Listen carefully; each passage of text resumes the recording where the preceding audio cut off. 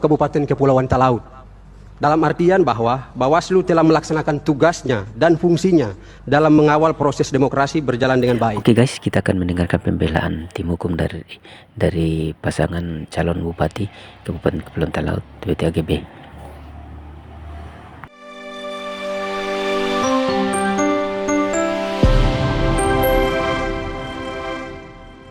Perkara 51 di muka, dipersilakan.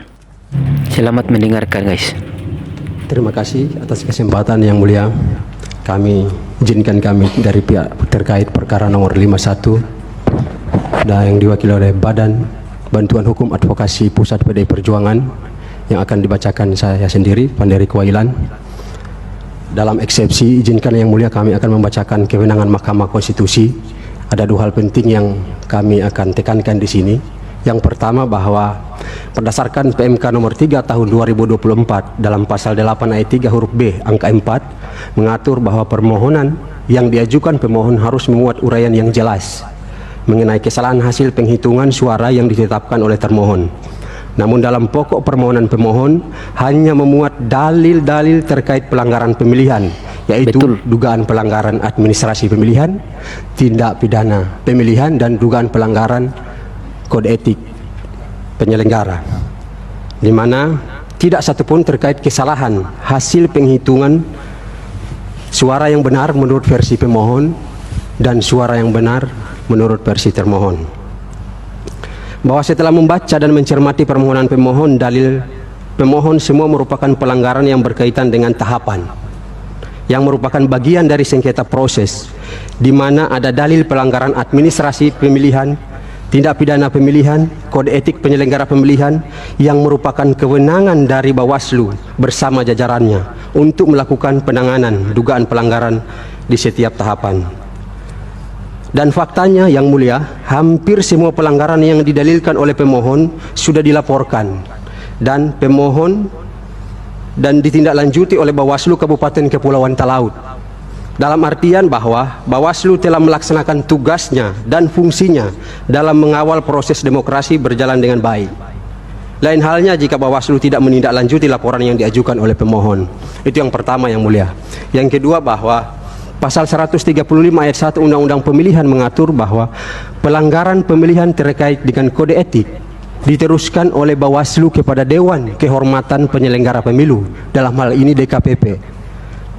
Pelanggaran administrasi pemilihan diteruskan ke KPU dan jajarannya, dan sengketa pemilihan diselesaikan oleh Bawaslu, serta kewenangan penanganan tindak pidana pemilihan diteruskan kepada penyidik Gakumdu, dalam hal ini kepolisian, untuk ditindaklanjuti.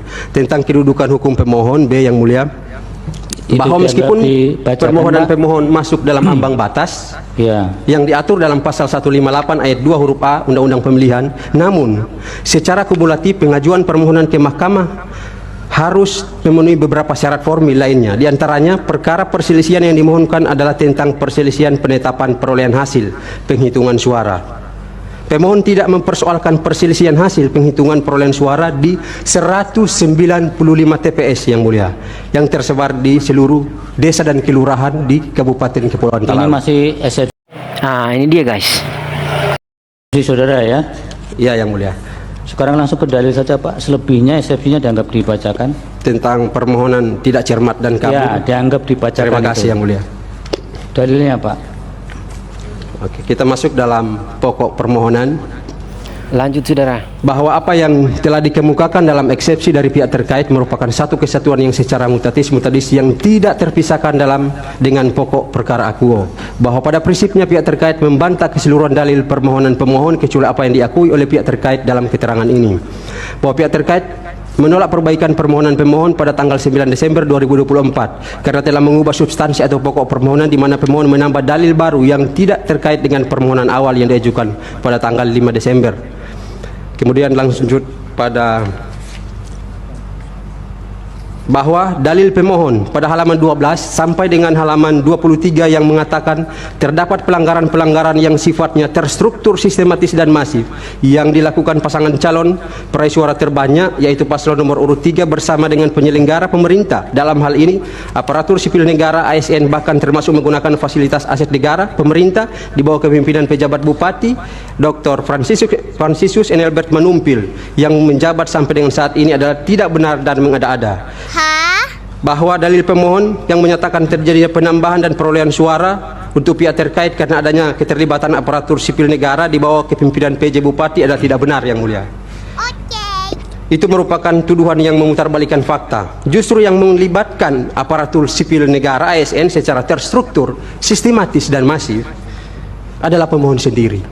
Kami punya buktinya. Ya, berkaitan dengan dalil berikutnya, selebihnya dianggap dibacakan. Terima kasih Yang Mulia. Dalil selanjutnya, Pak. Bahwa pemohon setelah mendapatkan suara terbanyak kedua dalam hasil rekapitulasi penghitungan suara sementara versi hitung cepat Sirekap KPU yang didasarkan pada C hasil KWK Bupati di 195 TPS yang tersebar di setiap desa dan kelurahan di Kabupaten Kepulauan Talaut, barulah mencari segala macam cara untuk menolak hasil rekapitulasi penghitungan suara dan menyatakan tidak menerima hasil tersebut. Pemohon mengkambing hitamkan atau menuduh adanya pelanggaran. Ya, pelanggaran Pak, yang dilakukan. itu dianggap dibacakan selebihnya itu. Dalil berikutnya, Pak. Terima kasih Yang Mulia. Dalil berikutnya bahwa terkait dengan pelanggaran tersebut kami telah mengajukan laporan, ada 5 laporan ke Bawaslu Kabupaten Kepulauan Talaut. Ada yang ditindaklanjuti, ada yang ditindaklanjuti, kemudian direkomendasikan ke BKN. berapa rekomendasi, Pak, yang keluar? Ada 3 yang direkomendasikan dan 1 sementara proses, baik pelanggaran keterlibatan ditindaklanjuti netralitas semua? ASN. Nanti kita konfirmasi ke Bawaslu. Iya Yang Mulia.